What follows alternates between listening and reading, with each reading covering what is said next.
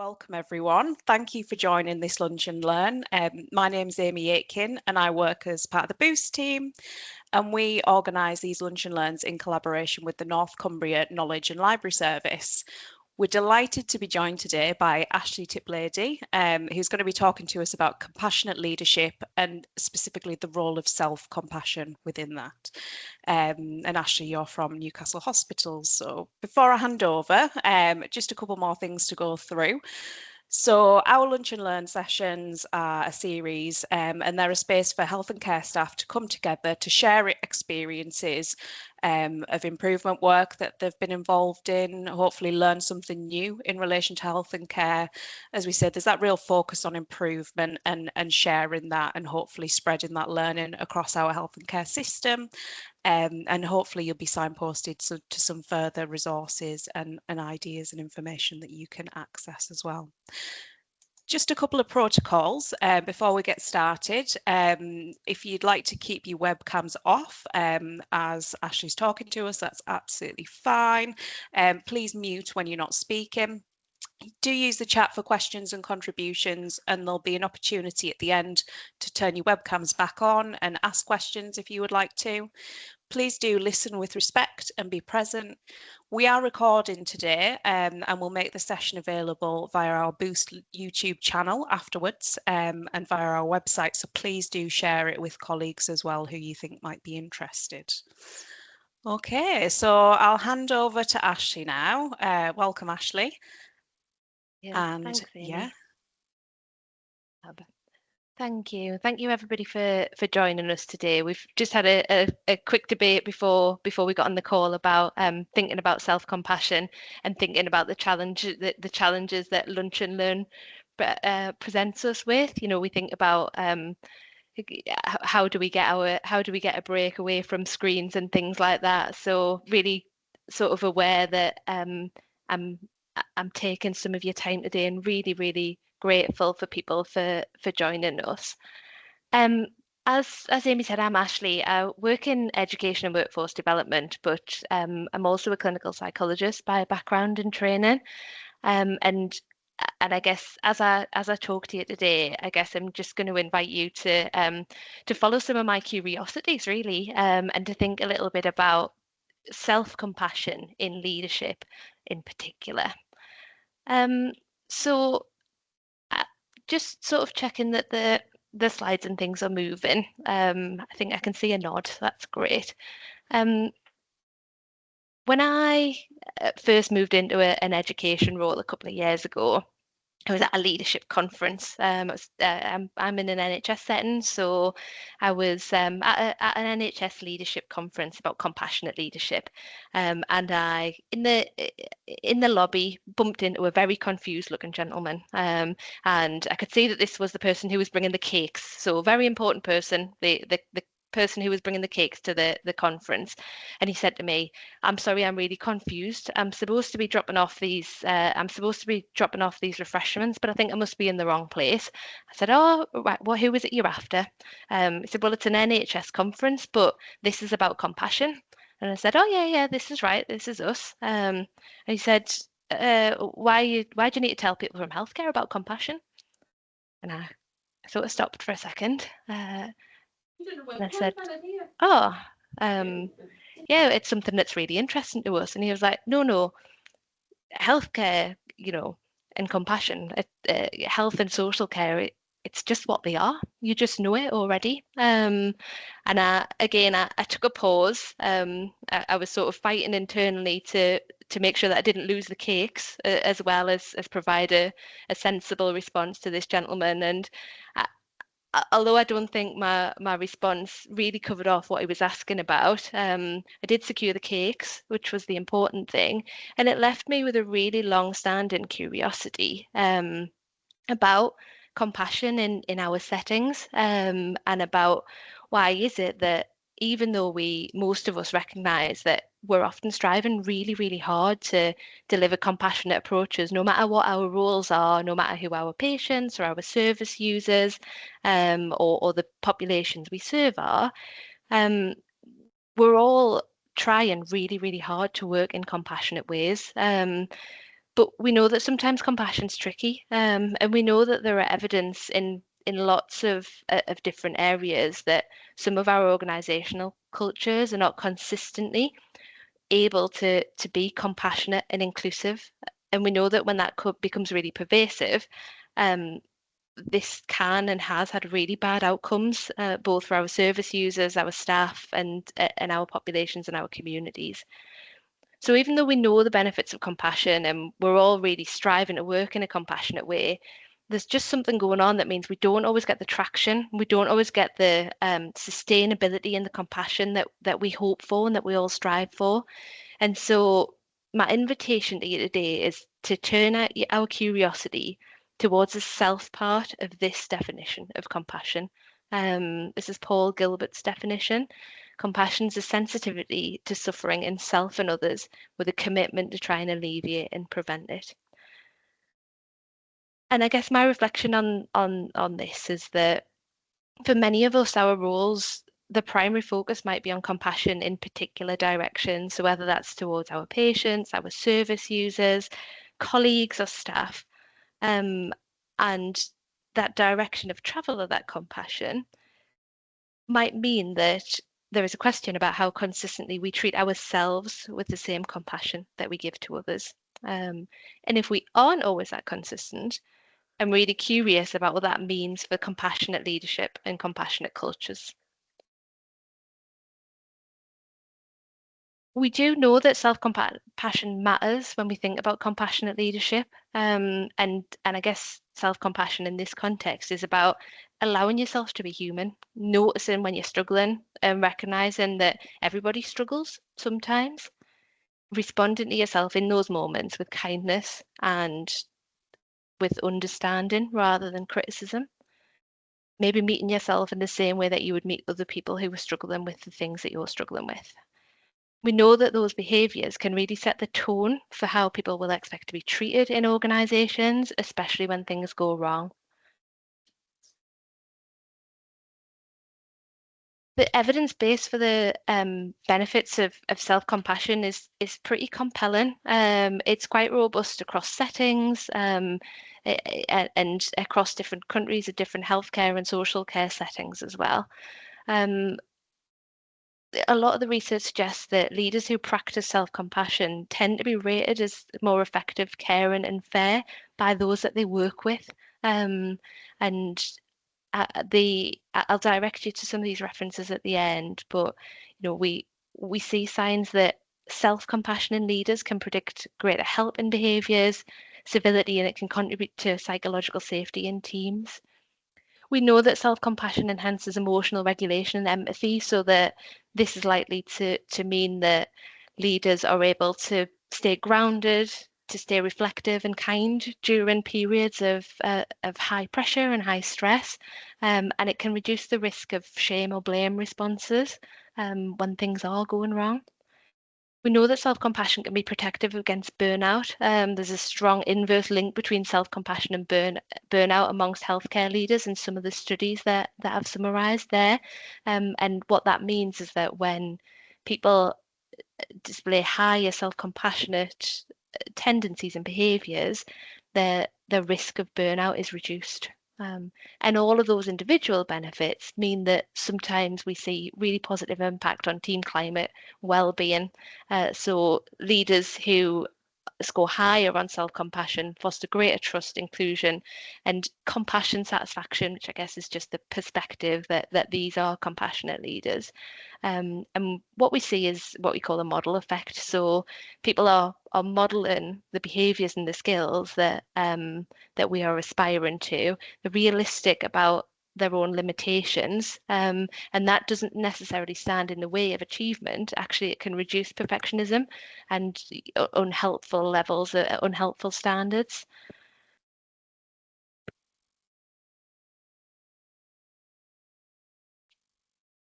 I'm going to talk a little bit about what we already know about self-compassion in health and care professionals. And I think it's really important to note that UK and NHS specific data in particular is limited. So a lot of the work that's been done has been across a lot of different health systems in lots of different countries.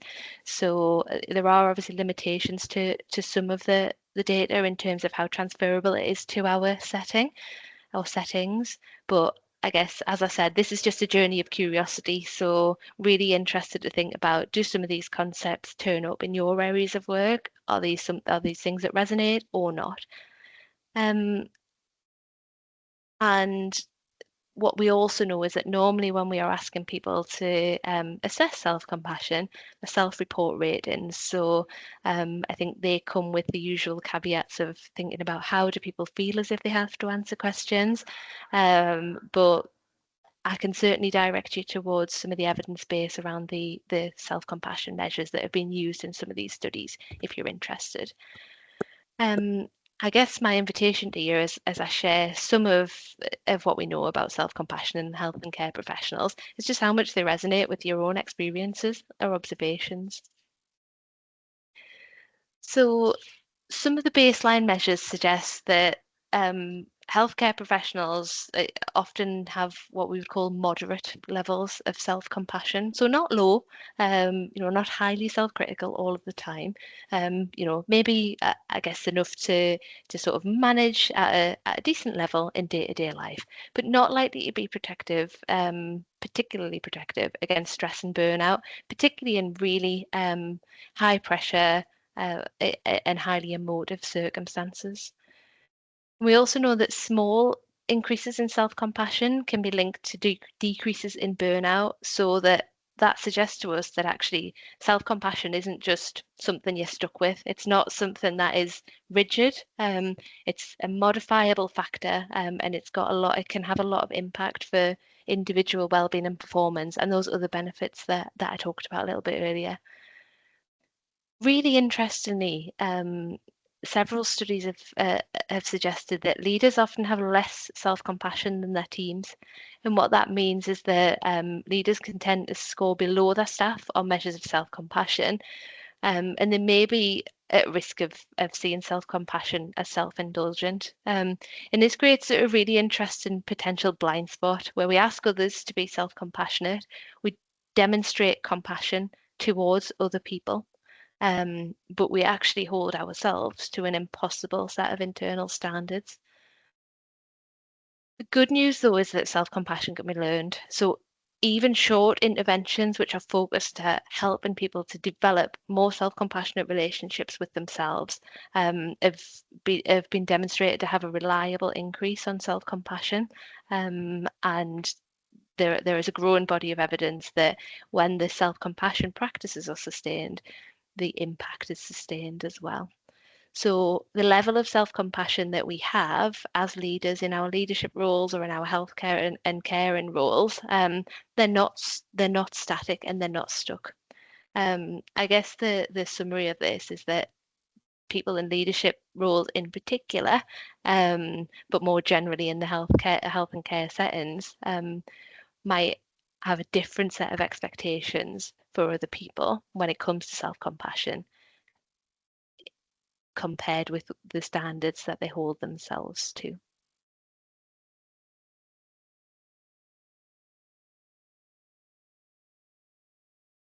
Now, I'm probably at this point in time not telling you anything you haven't already thought about. Most people tend to agree in principle that compassion is important, that self-compassion is important, that recognizing you're fallible in leadership or in your work role in general is something that we really want to strive towards. But it seems that some of that evidence suggests, and I guess some of our anecdotal evidence suggests, that translating those beliefs and us already being really convinced of the importance of self-compassion isn't always that easy. So think about where might we make a start? How do we move from the concept of being kind to ourselves, being compassionate to ourselves, and creating those really compassionate leadership cultures? What might be some tangible steps that we can make to bring that to life a little bit? So I've shared here just some really tangible ideas that people might want to practice with in terms of thinking more about self-compassion. Yeah, as I said before, there's nothing to suggest that people in health and social care roles are low in self-compassion, and that actually compassion might be something that's really, really familiar to them, and something that they spend a lot of time embodying and thinking about. But there are some things that people can put into practice that can really help build additional self-compassion, and again, can really generate that mirroring approach that helps us to build more compassionate cultures around us. Individual practices, things like pausing and reflecting. So building in micro moments of self-check before we respond under pressure, really intentionally, can be quite important. We can probably all think of a time where, you know, we've had to rush from thing to thing, or we're trying to firefight a situation, and that doesn't feel as if there's a moment to think. But what we know is that literally stopping for a moment or two, taking a breath, thinking about, am I okay right now? What's happening for me right now? How do I feel? What do I need? Am I able to get it? And am I sure that this is the right step? Um, those small micro moments can be really, really effective in helping us to work out what's the kind and safe thing to do right now. Where self-compassion really starts to dovetail into building psychological safety, is often thinking a bit about how we approach mistakes and learning. So recognizing that actually struggling and failing and getting things wrong are absolutely a shared part of the human condition, is a really important part of self-compassion. So being able to reframe mistakes and errors as learning signals and fallibility, and model those openly, perhaps talking about those experiences, can be really, really effective ways of starting to build self-compassion and compassionate leadership approaches. Um, Building in short routines, so a brief grounding as you transition from meeting to meeting to meeting, taking a breath, shaking your body out, thinking about what do I need right now. Even really practical things like, have I had a drink? Have I popped to the loo? Do I need to change the temperature in the room? Um, all of those routines can help us to build cultures of self-compassion, and compassionate listening. So thinking about, how do we pay attention to the message that people are trying to send us, not necessarily only the content of what's going on for people, but really dialing into our empathy. So noticing, listening to understand the individual's experience, all of those things can have really positive benefits, both for the people that we work with, but also for us as we build self-compassion. And a really interesting one is to just notice how you talk to yourself, particularly in high pressured situations. And following on from that, is the way that you talk to yourself in those situations how you would speak to somebody you care about in that situation? And if it's not, how do you make sense of the difference? So that's just some ideas about individual practices that might be helpful. And I think really important to say that what these practices are trying to help us to tap into are paying attention to how we're doing. So, avoiding that urge to just power through. We haven't had a drink since 7:30 in the morning. We haven't moved from our computer. We haven't taken a step away from the work that we're doing. We might be being bombarded with requests, in whatever our role is, and having those really small opportunities to just pause, and take a breath and see how we are, how is our bodies, how are we emotionally, um, recognizing that things do go wrong, and sometimes things feel really, really difficult, and that's not a sign of failure, that's the nature of I guess being human, and that those experiences will happen to us all, no matter what our roles are, no matter how experienced we are, how many times we've been in the situation before, and treating ourselves with kindness when those things happen, and noticing if we're not responding to ourselves with kindness.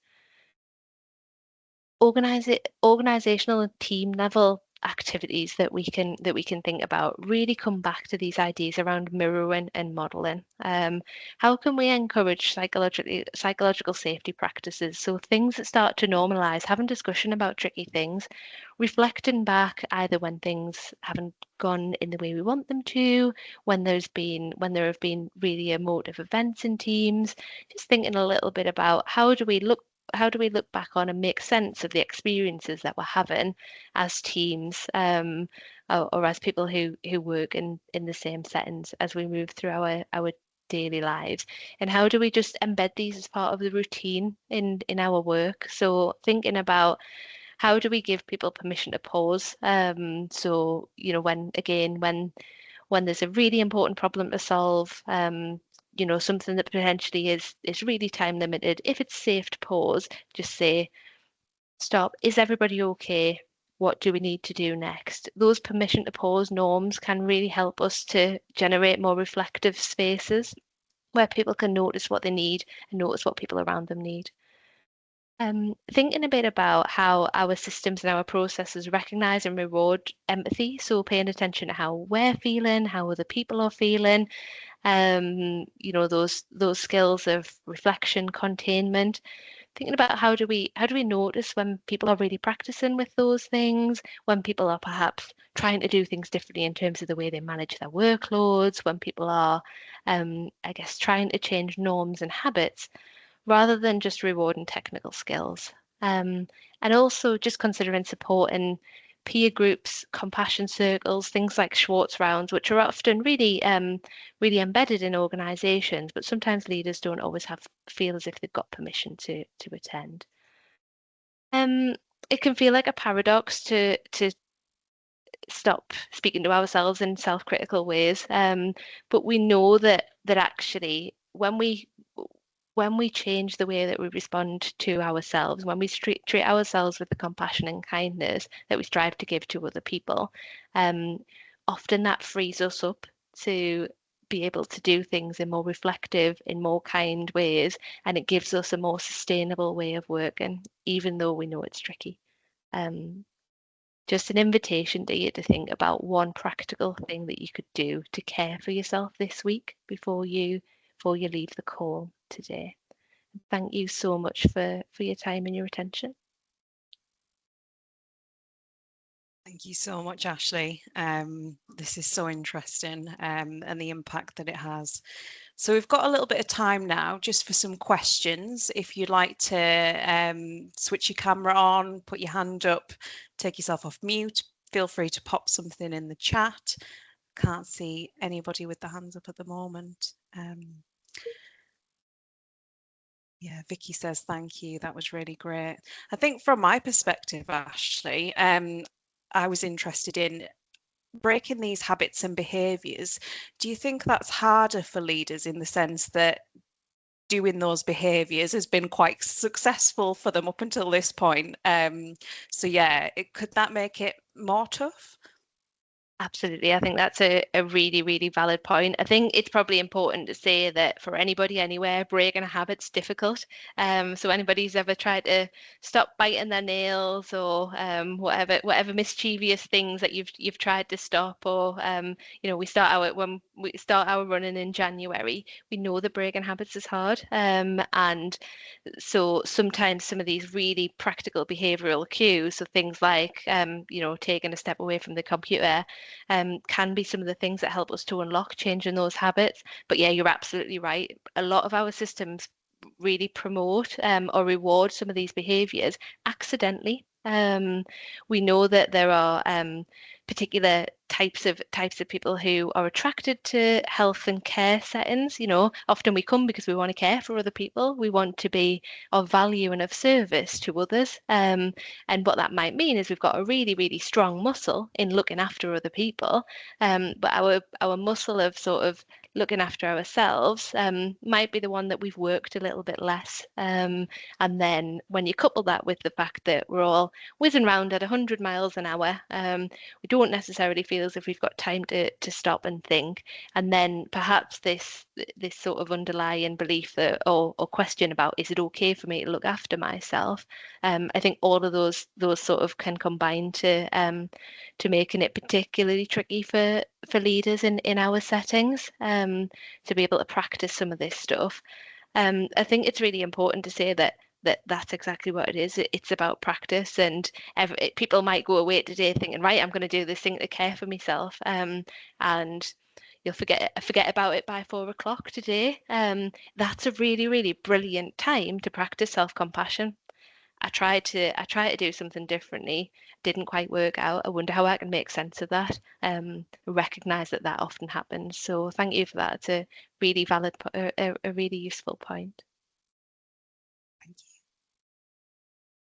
Anybody else have any questions or any thoughts?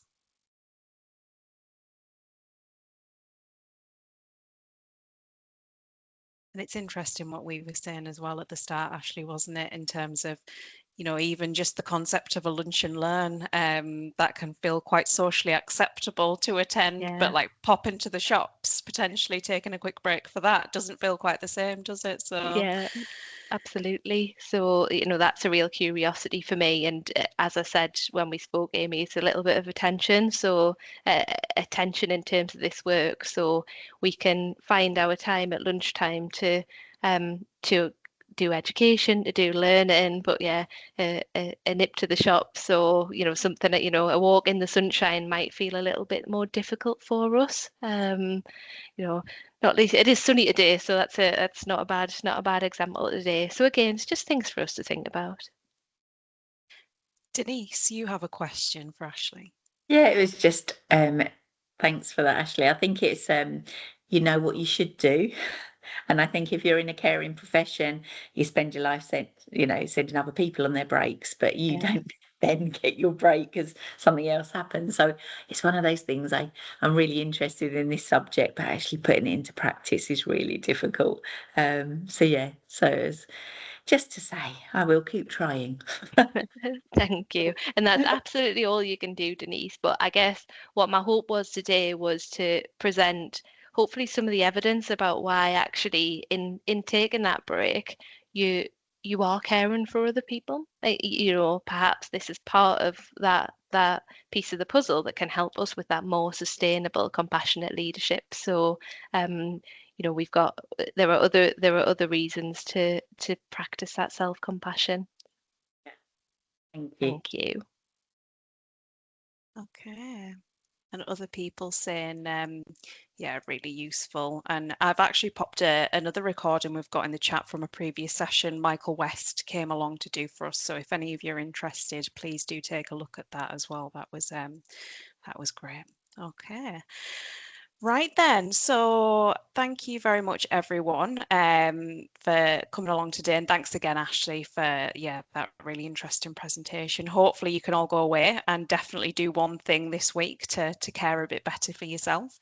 And if you would like to join one of these lunch and learn sessions in future to share your work, please do reach out to us and get in touch.